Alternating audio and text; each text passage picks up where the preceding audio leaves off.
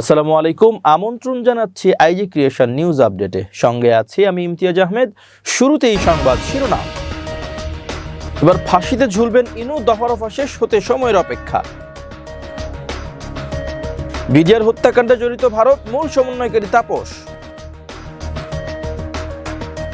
খালেদা জিয়া ও তারেক রহমানকে নিয়ে সুখবর দিলেন তথ্য উপদেষ্টা। প্রেসিডেন্টের কাছে ক্ষমা চাইলেন নেতানিয়াহু, ইসরায়েলে ব্যাপক বিক্ষোভ। ইমরান খান বেঁচে আছেন, দেশ ছাড়তে দেওয়া হচ্ছে চাপ। এবার বিস্তারিত। বৈষম্য বিরোধী ছাত্র আন্দোলন চলাকালে কুষ্টিয়ায় 6 জনকে হত্যার ঘটনায় মানবতা বিরোধী অপরাধের মামলায় আনুষ্ঠানিক অভিযোগ গঠনের বিরুদ্ধে সাবেক তথ্যমন্ত্রী ও জাসদ সভাপতি হাসানুল হক ইনুর রিভিউ আবেদন খারিজ করে দিয়েছে আন্তর্জাতিক অপরাধ ট্রাইব্যুনাল 2। রোববার আন্তর্জাতিক অপরাধ ট্রাইব্যুনাল 2 এর সদস্য অবসরপ্রাপ্ত জেলা ও দায়রা জজ মোহাম্মদ মঞ্জুরুল বাসিদের নেতৃত্বাধীন 2 সদস্যের বিচারিক প্যানেলে এই আদেশ দেন। ট্রাইব্যুনালের অন্য সদস্য হলেন জেলা ও দায়রা জজ নূর মোহাম্মদ শাহরিয়ার কবির। এর আগে জুলাই গণঅভ্যুত্থানে কুষ্টিয়ায় 6 জনকে হত্যার ঘটনায় মানবতা বিরোধী অপরাধের মামলায় জাসদ সভাপতি হাসানুল হক ইনুর বিরুদ্ধে প্রসিকিউশনের সূচনা বক্তব্য ও সাক্ষ্য গ্রহণের জন্য রোববার সকালে তাকে কারাগার থেকে ট্রাইব্যুনালে আনা হয়। এ সময় তাকে হাসতে হাসতে কাভার্ড ভ্যান থেকে নামতে দেখা যায়। এদিকে আন্তর্জাতিক অপরাধ ট্রাইব্যুনাল 2 এর চেয়ারম্যান বিচারপতি নজরুল ইসলাম চৌধুরীর নেতৃত্বাধীন 3 সদস্যের বিচারিক প্যানেলে জুলাই গণঅভ্যুত্থানে কুষ্টিয়ায় 6 জনকে হত্যার ঘটনায় মানবতা বিরোধী অপরাধের মামলায় জাসদ সভাপতি হাসানুল হক ইনুর বিরুদ্ধে প্রসিকিউশনের সূচনা বক্তব্য ও সাক্ষ্য গ্রহণ শুরু হয়েছে। এর আগে 2 নভেম্বর জাসদের এই সভাপতির বিরুদ্ধে আনা 8টি অভিযোগ গঠনের মাধ্যমে বিচার শুরুর আদেশ দেন ট্রাইব্যুনাল 2। এছাড়া সূচনা বক্তব্য সাক্ষ্য গ্রহণের জন্য আজকের দিন নির্ধারণ করা হয়। ওই দিন 8টি অভিযোগই ইনুকে পড়ে শোনান বিচারক। এক পর্যায়ে নিজেকে পুরোপুরি নির্দোষ দাবি করেন হাসানুল হক ইনু। চলতি বছরের 29 সেপ্টেম্বর এই মামলায় ইনুকে ট্রাইব্যুনালে হাজিরের নির্দেশ ছিল। 25 সেপ্টেম্বর এই জাসদ সভাপতির বিরুদ্ধে জুলাই আগস্টে গণহত্যায় সহযোগিতা সহ সুনির্দিষ্ট 8টি অভিযোগ এনে ট্রাইব্যুনালে আনুষ্ঠানিক অভিযোগ দাখিল করে প্রসিকিউশন। এরপর শুনানিতে 8টি অভিযোগ উপস্থাপন করা হয়। শুনানি শেষে অভিযোগ আমলে নিয়ে প্রোডাকশন ওয়ারেন্ট জারি করেন আদালত। গত বছরের 26 আগস্ট রাজধানীর উত্তরা থেকে হাসানুল হক ইনুকে গ্রেপ্তার করে পুলিশ। বর্তমানে বিভিন্ন মামলায় কারাগারে রয়েছেন তিনি।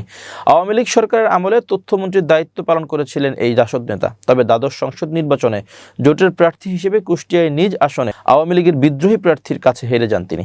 জুলাই আগস্ট আন্দোলন ঘিরে কুষ্টিয়া শহরের শহীদ হন শ্রমিক আশরাফুল ইসলাম, সুরুজ আলী বাবু, ওসামা, ব্যবসায়ী বাবলু ফরাজি ও চাকরিজীবী ইউসুফ শেখ। আহত হন বহু নিরীহ মানুষ।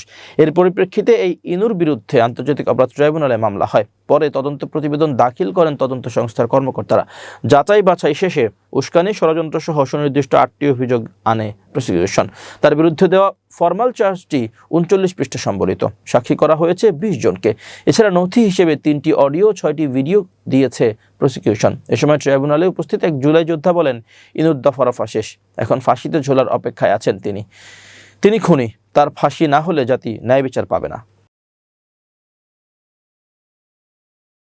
প্রতিবেশী দেশ ভারত বিডিআর হত্যাকাণ্ডের সঙ্গে জড়িত বলে মন্তব্য করেছে এই ঘটনায় তদন্তের জন্য গঠিত জাতীয় স্বাধীন তদন্ত কমিশন।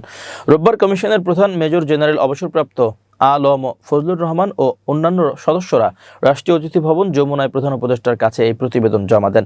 এ সময় প্রধান উপদেষ্টা বলেন, বিডিআর হত্যাকাণ্ডের ঘটনায় জাতি দীর্ঘদিন ধরে অন্ধকারে ছিল। আপনারা সত্য উদ্ঘাটনে যে ভূমিকা রেখেছেন, জাতি তা স্মরণে রাখবে।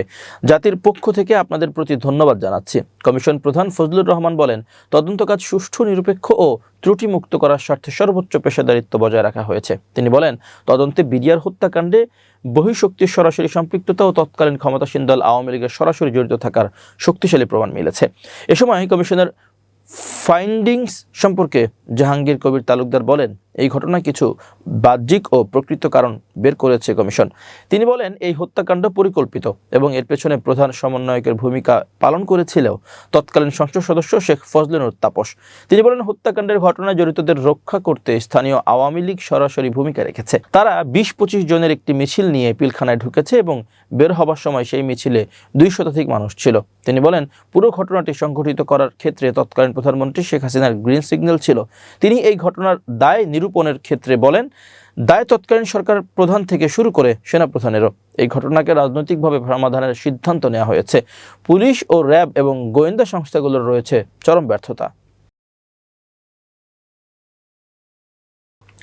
রাজধানীর এভার কেয়ার হাসপাতালে চিকিৎসাধীন বিএনপির চেয়ারপারসন খালেদা জিয়ার অবস্থা কিছুটা ভালোর দিকে বলে জানিয়েছেন তথ্য উপদেষ্টা মাহফুজ আলম।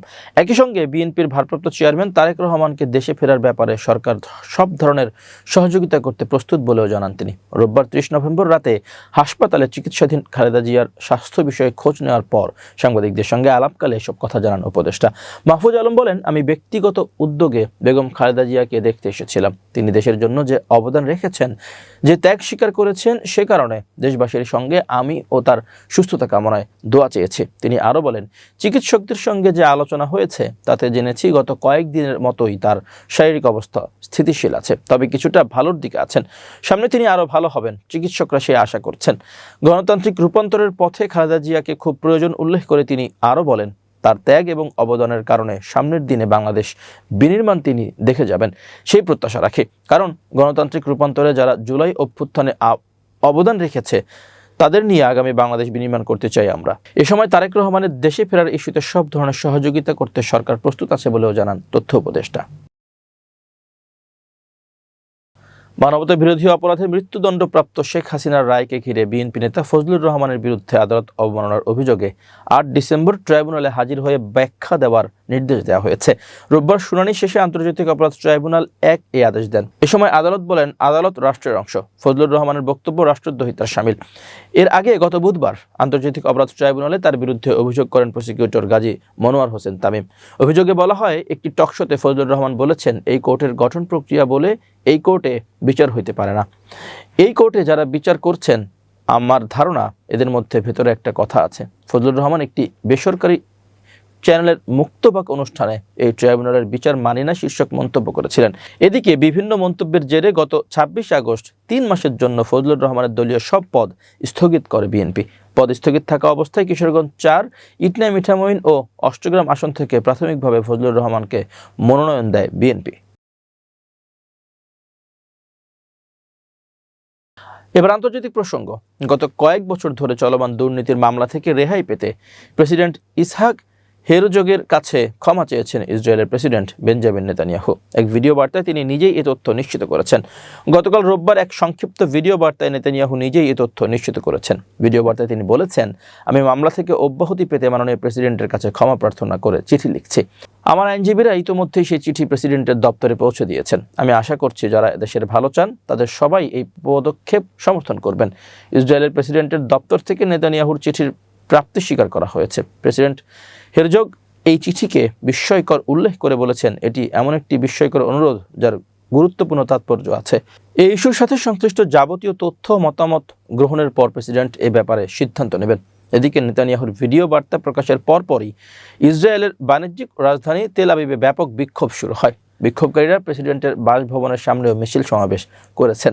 জনগণের বিক্ষোভে যোগ দিয়েছেন ইসরায়েলের পার্লামেন্টের নেসেটের এমপিরাও। বিরোধী দলীয় এমপি নামা লাজিমি রোববার বিক্ষোভে যোগ দিয়েছেন। প্রেসিডেন্টের বাসভবনের সামনের সমাবেশে উপস্থিত ছিলেন তিনি। সেখানে তিনি বলেন, যদি প্রেসিডেন্ট এই অনুরোধে সাড়া দিয়ে ক্ষমা ঘোষণা করেন তাহলে ইসরায়েল পুরোপুরি একটা বানানা রিপাবলিকে পরিণত হবে। এ সময় বিক্ষোভকারীরা স্লোগান ধরেন, ক্ষমার মানে বানানা রিপাবলিক। মিছিল সমাবেশে বিক্ষোভকারীরা নেতানিয়াহুর ব্যঙ্গাত্মক বিভিন্ন কুশপুতুল নিয়ে এসেছিলেন। ইসরায়েলের বিশিষ্ট মানবাধিকার কর্মী শিকমা ব্রেসলারাও ছিলেন সেই সমাবেশে।